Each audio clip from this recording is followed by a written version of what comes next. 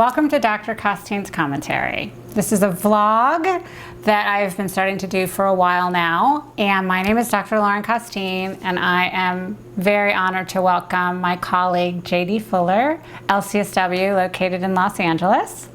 And we're here today to talk about some pretty cool and provocative material that I love to get into with you. And we do it well. Yeah. And it's about how we want to work on integrating multiculturalism into the LGBT community, because it's not very good right now. No, it's been separate for a long time. I think for a long period of time, you know, it's been seen as LGBT, which is separate from multiculturalism. And I think a lot of what's transpired in the history is been separate. Yeah, and when we are saying multiculturalism, JD, what do we mean by that? Because you and I know what that means.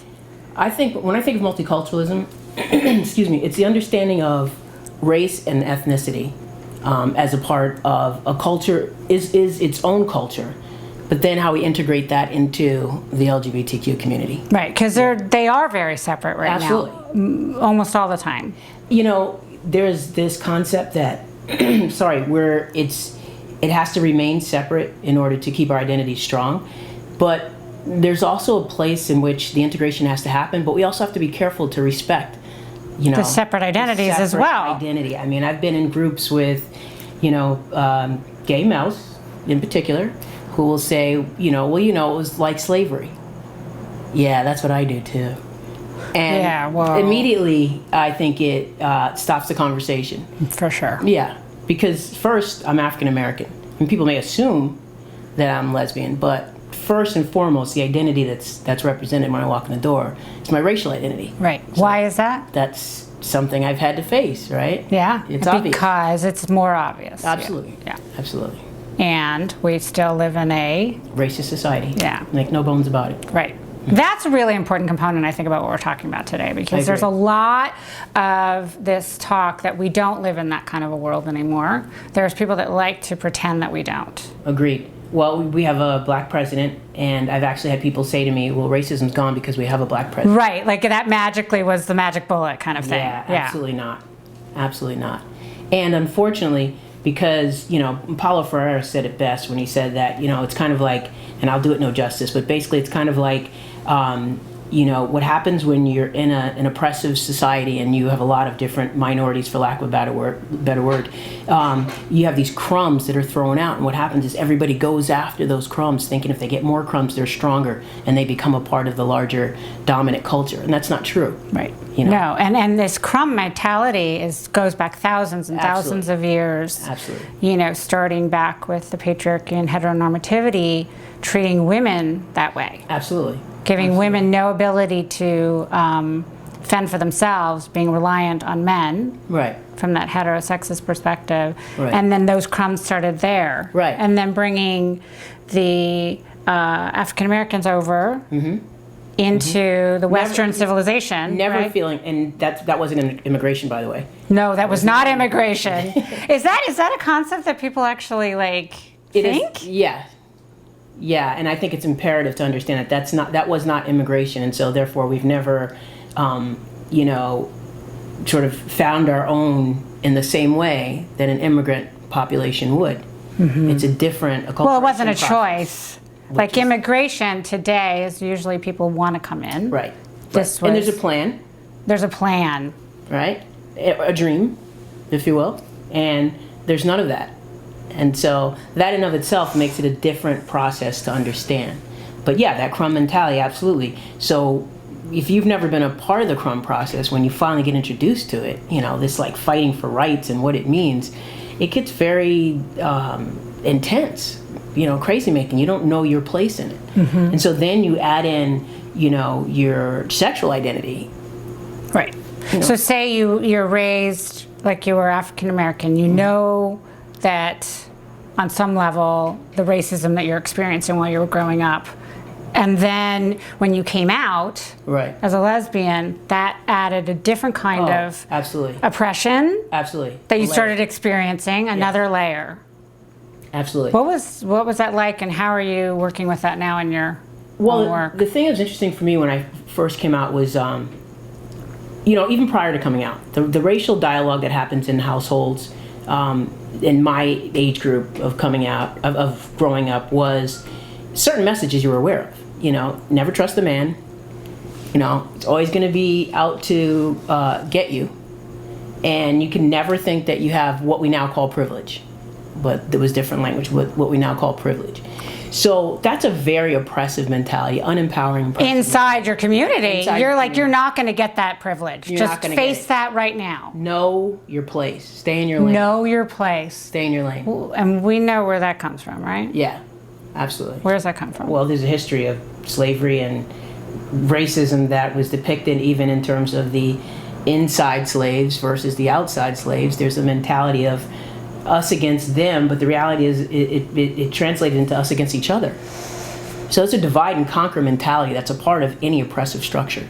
Yeah, And I think that's this very real. inside slave versus the outside slave is a really important component a within huge your community that's Yeah. not really talked about enough. As far as the impact it's had psychologically. I agree. We just I think started being comfortable with talking about it, and the Oprah series, the OWN show, has done some good things where that's concerned, like having these dialogues that have never been publicly had before, which are super important because they exist. Right. Good hair, bad hair, inside, outside. It's all a part of the same oppressive structure. Right, and when it's not discussed, it's unconscious. It's unconscious. And when it's unconscious, then we act out Right. these different traumas and oppressions we have inside of us, and they come out in various ways. Absolutely. You're very aware of your race, your color of your skin growing up, I think, as a person of color. You're very aware of what that means, along with the oppressive messages that you're raised with. So then, as you asked me before, what happens when you try to enter into a conversation about coming out? Well, there's no place for that conversation at all. It was a very disturbing process. How come? Well, because, the gay men that were around at that time, my family was super comfortable with because they were part of the family. But, when somebody in your family... Right, it's very different. It's like, it's fine if they're a friend, but not my daughter. And also, for some reason, it was fine to be a gay man in my family structure, not born into, but friends of. My mother and father were very... they had this community effect going on where people just joined the family and the household. So there's a lot of different types of people. But then when it came time for me to come out, that was a whole other thing. It was like, what are you asking for? Because that's what it's believed to be. It's believed to be a choice. So what are you asking for? Really? You're not only going to be African American, but you're going to be gay on top of it? So there's a long period, I think, of internalizing even more negativity of why am I choosing this? What's wrong with me? So because of the choice factor is such a misnomer. It's such a misunderstanding of what's going on, and Absolutely. it's like they're there telling you you're making a choice. Absolutely. Right. So I want to veer off to another direction and then kind of come back, loop back. The religious component that plays into that within your community. Okay. Well, so even going back to slavery, spirituality and faith is everything. Right. And then trying to integrate that into your identity when all of the messages you received are that it's wrong and you can't be, because And that's the interpretation. That's the interpretation of Christianity. Yeah, religiosity. Right. Is you're doomed if you pick this choice, because it is a choice. And again, I'm going from period of time when I came out, which was 30 years ago, to now. Right, very different. It's a big difference. But realistically, those messages are still there. Yeah, no, I couldn't agree with you more. That's why I always want to have these dialogues with you, and I want to get this message out, because it's still there. And sometimes when things are exposed a little bit, and the politically correct piece comes in, there's a different kind of oppression that starts to occur. Yeah. Because people are saying, well, it's better, and I know my life is a little bit better than it was. I can come out now. Yeah, I can come out now. Right. So I'm not going to examine the fact that I've internalized these messages and they've affected my self-esteem, my sense of self, worthiness, self-love, Right. all of these things that are affecting it in a much more subtle way. I think that there's the mental health component that comes in, which is the more stable you are in terms of your identity and your emotional stability, the more likely you are to be able to deconstruct the messages, excuse me, and find out what's your stuff and what's your history stuff and what's your community stuff. Right. But the less stability you have internally, the more it becomes all your stuff. And it's like a big soup. It's such a mess. Like a messy soup that there's no, understanding of how the impact is having, what it may be, how it may be playing into you, and how it may be making you feel. Yeah, and the dominant culture has a pretty consistent track record of individuation.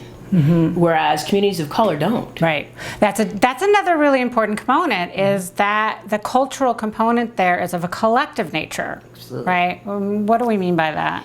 Well, I'm not going to go through each culture individually and my knowledge just based on experience, but I will say, some generalities in terms of my own culture. The individuation process is not as clear a path as it is in the dominant culture. When I worked in Greenwich, Connecticut, and I worked with kids with affluence, the experience was that by this age you were doing this, by that age you were doing this, by this time you were at sleepaway camp, you were going to be here volunteering for the summer. There was a path that was very clear. Wow, that many kids knew. And that must be stabilizing in a way. Absolutely. Yeah. You know where you're going. I mean, there were kids in elementary school who knew that they were going to college. Okay. And what I learned from that experience is that the most important component that's missed in many oppressed communities is access. So privilege is a part of access, because with privilege you gain access to many things. Right? Most things. But when you don't have that access, you don't even know what you don't have. Right? So you don't know where you're supposed to be when.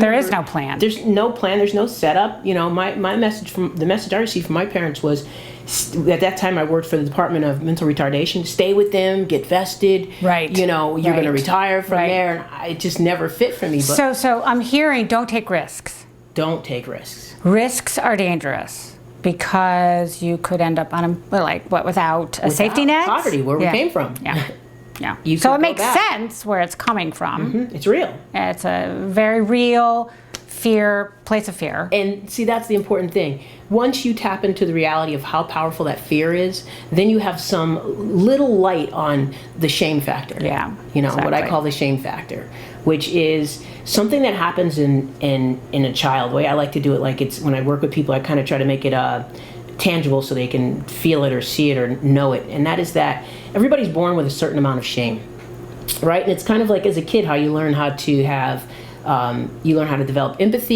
you learn how to be concerned that you did something wrong and you want your parents' approval. But when you've had trauma, or the collective trauma of racism, handed down, right? And you don't even know you have it. Right. And again, it's on a continuum, so not everybody has the same amount. Right. But when you've had any kind of trauma, what happens is that shame is exacerbated.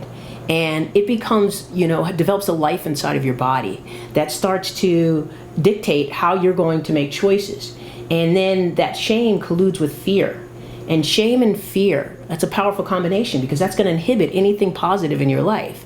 Now, what happens with some people, depending on how much reinforcement they give for whatever behavior or choices that they make, what happens is the ego gets involved. And when the ego gets involved, what happens is fear and the ego, even though they're the opposite ends of the continuum, feed very well off of each other. Yeah, and not in a good way. Right. And you're all colluding to hide shame. Yeah. And so that becomes your mode of operating, and then you are unable to have a healthy integration process which keeps everything in their perspective place, internally. And that's when you start to see things that you want from the outside. You start to receive validation from the outside, whether it's good or bad. Right, and any validation is better than because you can't give yourself any. Exactly. Yeah. And that's why I think when a lot of people are coming out, in terms of their sexual identity, there's a lot of acting out. Yes. Because you're looking for something to feed you something somewhere that you can feel something better than what's going on internally, because it feels intolerable. And there intolerable. is kind of that sort of manic episode that comes with coming out too, which feels Sure. really good. Yeah, And, you're excited. it's exciting. Sure. You sort of discover something about yourself. Yeah. You You may not get it in your household. No. And depending on what culture you're in, the coming out process is even more of a nightmare for some than others. So you seek even more for that outside. The outside validation. Sure. Yeah. And, kind of going back to like the oppression inside of the African American community, for instance, because of the different things that happen through history. Okay. And then we have that in the LGBT community. Absolutely. There's a lot of infighting within our own community, and that, I see it as the internalization of the phobias, either homophobia, lesbian phobia, biphobia, or transphobia. Yes. Then we take it out on each other. Yes. Yes. And so if you're an LGBT person of color, you're going to have... You've got your own internalized oppression, I call it, okay, going on with all your own identity of what it means to be who you are in your own community, and then you're stepping into this larger oppressive soup. Yes. And you're trying to figure out what your place is. So yeah, it's turmoil. Yeah, because then there's these two communities that unconsciously are turning on each other. Exactly. While you don't even have a very good sense of self yet. Right. I'm talking hypothetically about a person Absolutely. that we're kind of conceptualizing here, Yeah, that and this we're could be generally happening to. Generally speaking. But Yeah, of course, generally it's speaking. consistent enough that we can talk about it in the way that we're talking about. Yeah, right? exactly. Oh, yeah. So, and then also within the LGBT community is racism.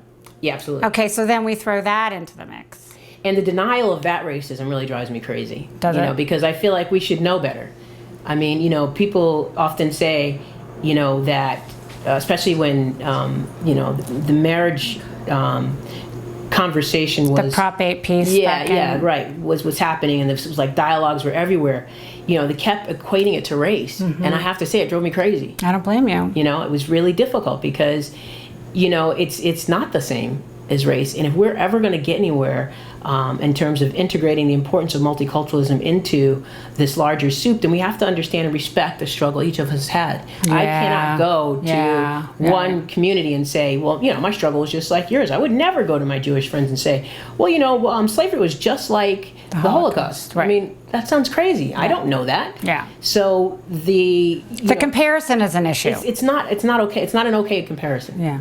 And it doesn't get us anywhere either. Nowhere. It's more, it continues to separate. Separates. Yeah, I know that I opted out of conversations that began that way.